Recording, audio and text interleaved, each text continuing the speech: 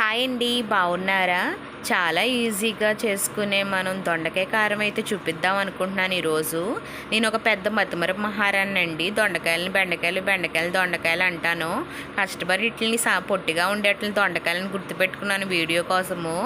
అయితే ఇవి ఎలా చేసుకోవాలంటే ముందుగా కళాయి పెట్టుకుని ఎక్కువ ఆయిల్ వేసుకుని చక్రాల తరిగి పెట్టుకుని దొండకాయలను అయితే వేపుకోవాలండి. ఇవి వేగేలోపు కారానికి నువ్వులు, ఎండుమిర్చి, ఎల్లుల్లిపాయ, కొంచెం ఉప్పు బరగ్గా పట్టేసుకుని పక్కన పెట్టుకుని వేగిన తర్వాత దొండకాయ ముక్కలు పక్కకు తీసేసుకుని ఆయిల్ సెపరేట్ చేసేసి అదే కళాయిలో దొండకాయ ముక్కలు వేసేసి కొంచెం పసుపు వేసుకుని మనం ఆడిపెట్టుకున్న కారం కూడా వేసుకుని 5 నిమిషాలు ఫ్రై చేసుకుంటాను. అంతేనండి, దొండకాయ కారం అయితే రెడీ అయిపోతుంది. చిన్నపిల్లలకి అయితే చాలా బాగా నచ్చుతుంది. నువ్వులు వేయడం వల్ల అంత కారం ఏమి ఉండదు, కమ్మటి టేస్ట్ అయితే వస్తుందండి. ఇప్పుడు దాకా ఎవరు ట్రై చేయకపోతే ట్రై చేయండి. మా అమ్మ పప్పు మామిడికాయ ఉండి అందులోకి ఇది సైడ్ డిష్ కింద చేసింది.